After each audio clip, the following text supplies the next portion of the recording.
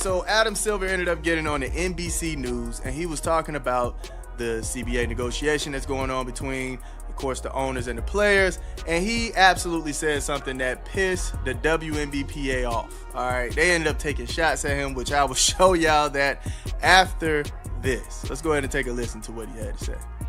Adam Silver just made a statement that caught everyone off guard, and the WNBA completely melted down.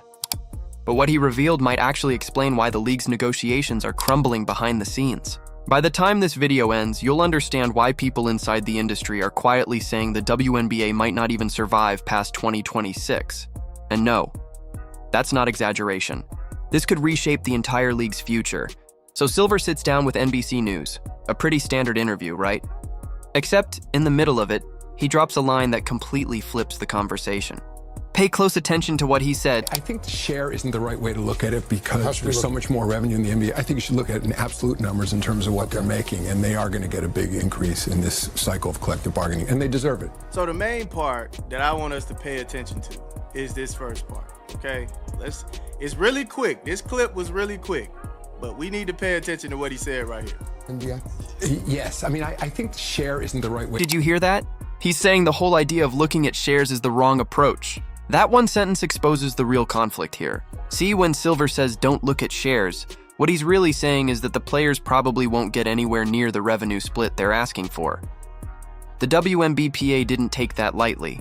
Within hours, they clapped back on Instagram, posting a not-so-subtle story saying, "Don't want to share, Adam Silver?"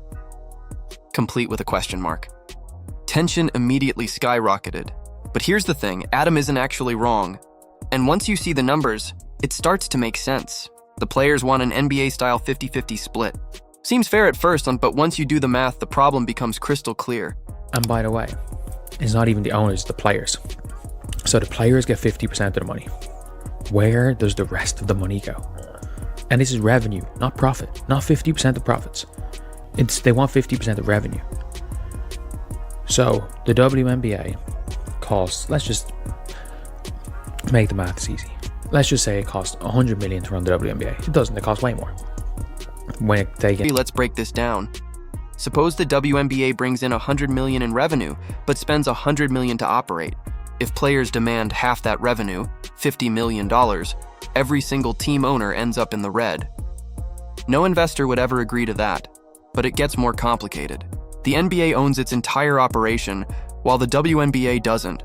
The Women's League depends heavily on external investors and even support from the NBA itself. That means the WNBA doesn't actually control most of its revenue. So when the players push for half, they're essentially asking for money that doesn't exist within their own financial system. And that's where everything starts falling apart. That benefit from the league not existing. There are players that benefit from the league not existing. And by the way, we know these players that are in the PA have basically diplomatic immunity from getting fired. If Unrivaled goes 5v5, they're going to make a little more money. But you want to know who's not going to make more money? The 60. Let's talk about the WNBA's approach, because lately it's been anything but strategic. They've leaked award results out of pettiness, posted emotional reactions about players like Caitlin Clark, and even had to delete public statements after backlash from their own members. And here's the part that's rarely discussed. Some player representatives could actually benefit if the WNBA collapses. Sounds insane, right? But consider this. If alternate leagues like Unrivaled take off, a few top players could earn more there than they do in the WNBA. Meanwhile, dozens of players on minimum contracts would lose their livelihoods entirely. It's a dangerous dynamic that no one seems willing to confront. Closer to what he said here. We got to dial in right here. He's speaking really fast. Let's listen to this next part. The NBA, I think you should look at it in absolute numbers in terms of what they're making, and I think you should look at absolute numbers in terms of what they're making, because this could be a big increase, right? We don't see in their proposal the max going from 200,000 to 850,000. That's a big increase. That's a big increase, right? The minimum. So what's Silver really saying? He's admitting that the league isn't planning to increase player share percentages. Instead, they're looking to raise salaries by cutting costs, trimming staff, reducing overhead, and improving efficiency. In other words, instead of giving players a bigger piece of the pie, they're trying to make the pie cheaper to bake. Now, here's a theory that's making the rounds. What if the inconsistent officiating and reduced expenses last season were part of a larger cost-saving plan? What if that was the first step toward creating space for salary bumps without touching the actual revenue split? It's a question that's driving the players crazy. That we are seeing this type of thing, and look, I think the players should make a lot more money. I think apparently somebody like who knows the WNBA finance really well is like, even if the players got 80% of their merch, and they got like a percentage of ticket revenue, which they actually get none of right now, but it's like, even if you give them 80% of their merch, apparently the total still goes to about only just over $1 million, and they're not going to do The players' biggest objection? The salary cap. They don't want fixed annual increases. They want it tied directly to league revenue. The problem is that would make every year unpredictable. Teams couldn't plan contracts. No one would sign multi-year deals.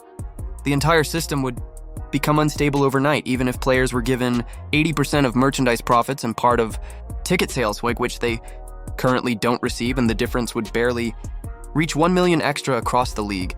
The harsh truth: the money they're asking for just isn't there. Y'all don't even own half of what's coming into your league.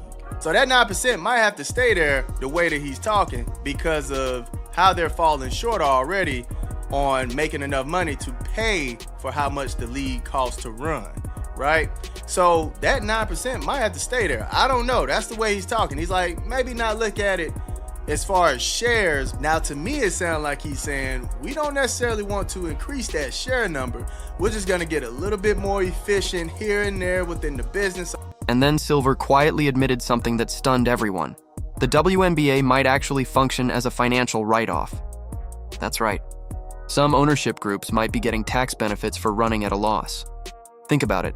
If losing money brings tax relief and earns positive publicity for supporting women's sports, what's the incentive to make the league profitable? From a business standpoint, there isn't one. That's why the players are furious.